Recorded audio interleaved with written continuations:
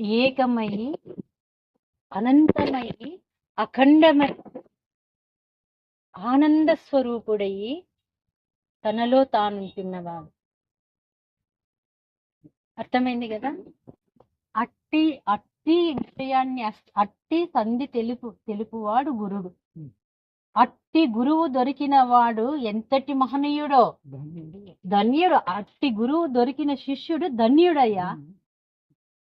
ఇంకా వాని జన్మ వాని పుణ్యం ఎంతని చెప్తావు?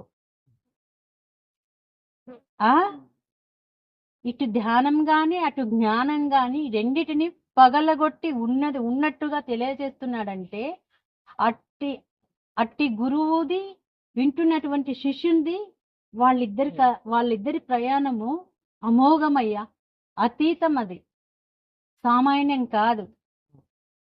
అట్టి మాటలు వింటున్నాడంటే ఆ శిష్యుడు సాక్షాత్ ఈశ్వరుడు. మామూలుగా సాధారణంగా ఉండేవాళ్ళు వినలేరు ఈ మాటలు. వాడికి ఎంతో ఎంతో శక్తి ఉంది కాబట్టి, కోటి జన్మల పుణ్యం ఉంది కాబట్టి వాడు ఈటుకొచ్చినాడు. ఇక్కడికి వచ్చి దీనిని వింటూ తనని తాను తరించుకుంటున్నాడు. తనని తాను తరించుకుంటున్నాడు.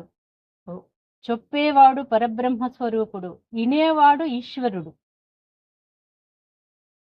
అర్థమైంది కదయ్యా? అగ్గి కర్పూరం ఎలా రహితమవుతున్నాయో గురు శిష్యులిద్దరు ఇక్కడ ఏకమవుతున్నారు, రహితమవుతున్నారు.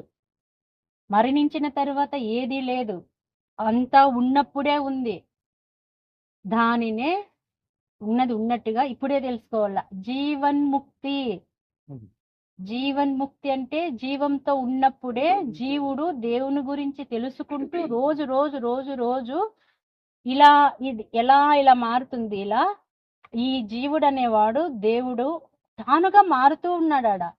మళ్ళీ ఎక్కడికో మనం పోవాల్సిన అవసరం లేదు, ఏదో చేయాల్సిన అవసరం లేదు, కొండలెక్కాల్సిన అవసరం లేదు, గడ్డాలు పెంచాల్సిన అవసరం లేదు, గోర్లు పెంచాల్సింది అసలే లేదు.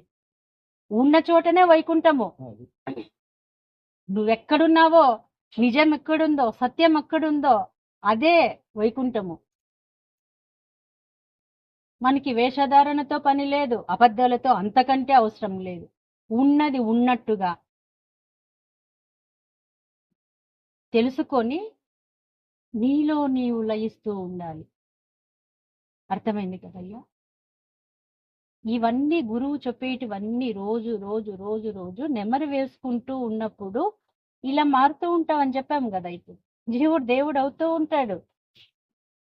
అదే జీవన్ముక్తి.